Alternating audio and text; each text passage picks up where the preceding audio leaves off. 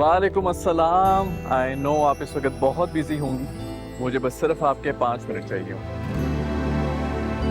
हम लोग भी बस वेन्यू के लिए निकल ही रहे थे, लेकिन बताएं सब कुछ खैरियत?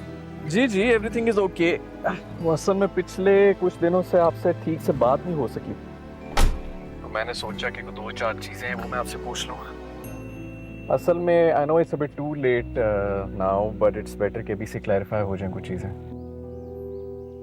जी पूछिए। आपने मुझसे मेरी जॉब के बारे में कुछ नहीं पूछा, मेरी सैलरी के बारे में नहीं पूछा, मेरा लाइफस्टाइल क्या है उसके बारे में नहीं पूछा। इन सब चीज़ों के बारे में पता होना तो आपका हक है ना। बिल्कुल ठीक कह रहे हैं आप, लेकिन आप मेरे बाबा और जैती साहब की सिलेक्शन है।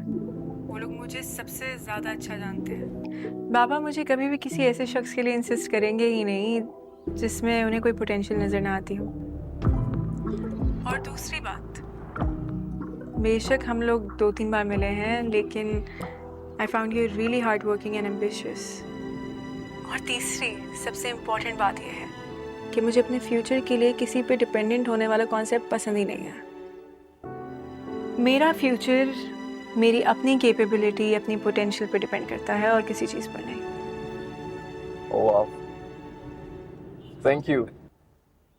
बस यही कहना था। नहीं, कहना तो बहुत कुछ है ईमान। मुझे अंदाजा नहीं था कि मेरी लाइफ इतनी खूबसूरत भी हो सकती है। कोई इतना परफेक्ट इंसान मेरी लाइफ का इतना इम्पोर्टेंट हिस्सा बन सकता कोई भी बिल्कुल परफेक्ट नहीं होता। है। आप हैं ईमान, मेरे लिए perfect. Can't wait to see you tonight.